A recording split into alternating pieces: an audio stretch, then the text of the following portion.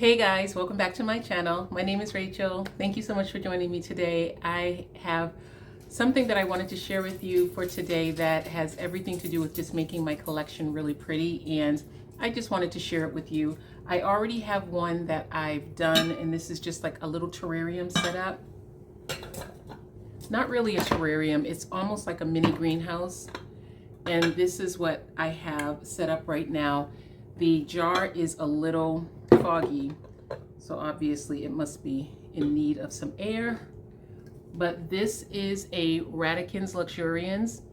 This leaf with the yellowing on it, that was the only leaf. This was a propagated piece. That was the only leaf on this plant. But then I ended up chopping the bottom of the plant. The rest of it is in there. And from there, I ended up with 3 different offshoots on the chunk that was below it.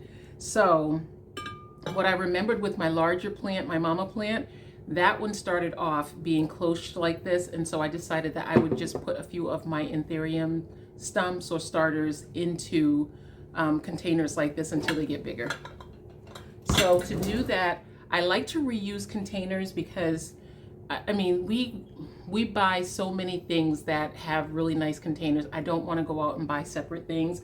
And so one of the things that I wanted to make a little kind of anthurium, I kind of wanted to make an anthurium little farm inside of this punch bowl. This is a punch bowl I've had for quite some time. When I purchased it, it was for punch outside when we would have lunch or breakfast, dinner, whatever outside on the patio. This is what I would put the punch in every once in a while, and there were a bunch of cups that belonged to it. The ladle was glass, the cups were glass, this is glass. This has a lot of chips around the sides now, obviously, because I have children, and that's just the way things happen when you have children. And that's just the way things happen when you have children. So I have a lot of chips on the side of this, so I would never put anything to drink in it, as much as it would be great for a little area to put some plants in. We have a microwave that ended up breaking, and so I took the plate out of it because I would just put it underneath my plants, but then it fits perfectly on top of this container. But then I also have this Mikasa cake plate that I was thinking to put on here. I was hoping that these little nubs right here for the feet would fit perfectly inside of the container, but it doesn't. It fits on the rim. And so I'm going to flip it over, and I think this would just be prettier. I really do. I think that's a lot prettier. Let me see if I can bring you down so you can see it. How pretty that looks. That looks gorgeous. And so I'm going to put a bunch of anthurium starters in here. And I don't do anything super special for the base of my my terrariums or cloches. I just put the plants into a container that the way I would plant it into a plant pot. I have my aeroid mix over here. This is actually pre-moistened aeroid mix, which really just consists of cocoa chunks. Let's see what else is in here. Chunky perlite, regular size perlite. There may be a little bit of moss in here. There are some stones in here, and if I find any leaves or anything, I had this all boiling last night and I let it cool off until this morning. But this is all that I do because I treat this literally like a plant that I've just potted up. What I will do is every single day I just come and I open them up. And that's why I don't want to have too many of them, because then you run into areas where you are not opening up the containers enough, and then you'll end up with an issue. So this is where I'm going to plant some of my beauties. I was thinking about putting this one in there, but this one is going to fill up this container a little bit too much, and so I will put this one on its own. And then I have this one. This is another chunk that I have. I propagated the top.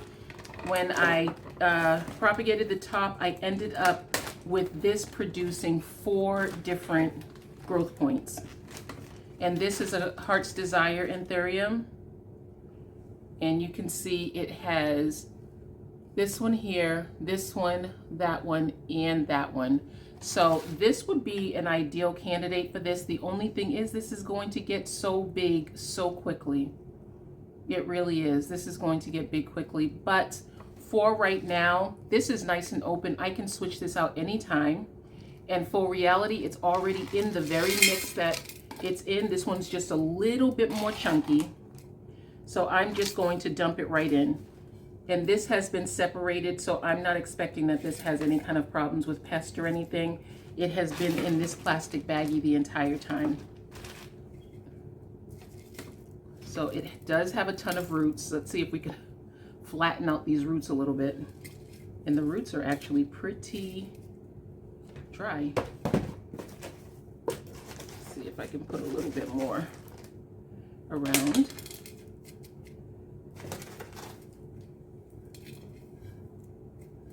I forgot to put my gloves on, guys. So this will be this corner, and of course by the time I finish putting all the rest of the plants in here, we'll still get more in here. Okay, so that's our first one. I am gonna go and I'm going to get a couple more chunks that I have. And then I do think I want something that's gonna be already pre-done that I can add in here. I didn't expect the roots on that one to be so big.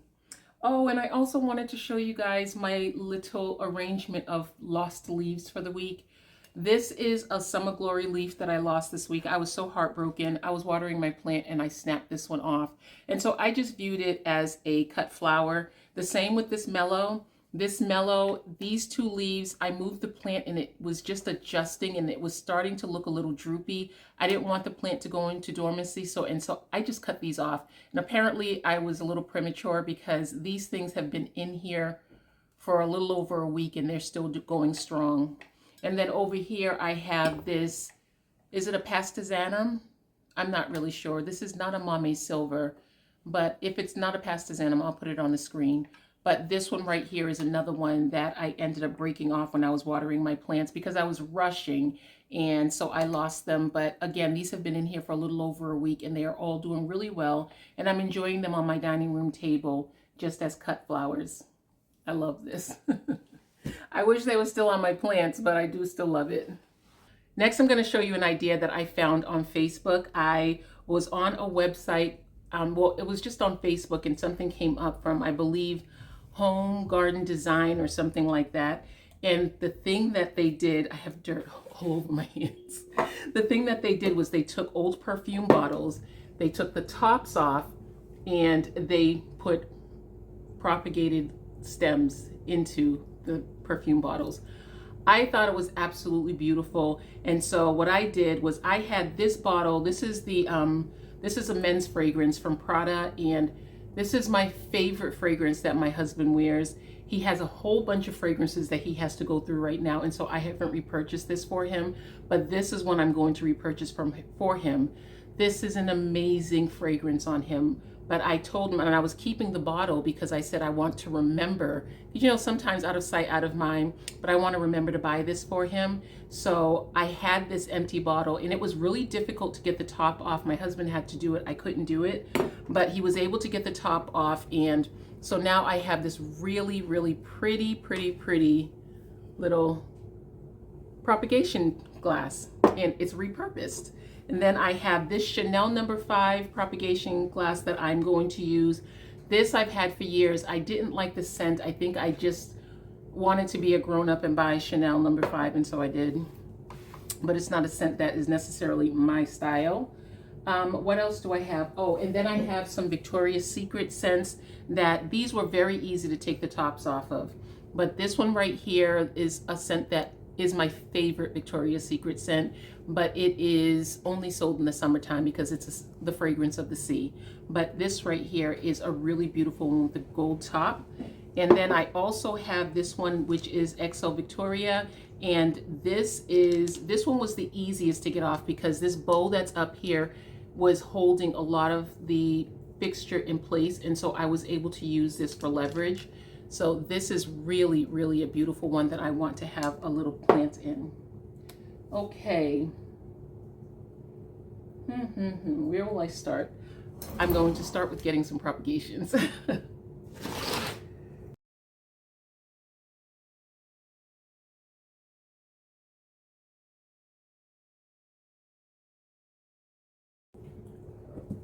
The other thing I like to do is to decorate the insides of my containers with shells, larger rocks, smaller rocks, all kinds of things. Sometimes I have little toys that are just, you know, something that I like, and I'll put them inside of my plants, but in the terrariums, it looks really pretty. This one right here, I forgot to put in with the first anthurium farm that I just did, but this will be going inside of there. And this is just a shell that my mother-in-law gave me that was in a fish tank that she gave to our family. And I think that's it. Those are all of the ideas I have as far as making some of the plants that I have grow out while they are growing out, just making them really, really pretty. Because again, that is my focus with my collection right now. I'm really focusing on just really enjoying the plants that I have and making them really, really beautiful. And I do find that glass jars make me so happy with my plants. The new year is always a challenge for me because the days are so short in January. It is very, very challenging for me to get everything that I need to get done in January. And then it's so cold. We have been having such cold weather. And so that's another challenge for me. And then on top of it all, for the last 6 years, I think there has been exactly 1 year that I have kept up with my planner in the month of January. And so my life is always so chaotic in January simply because I'm not keeping up with my planner.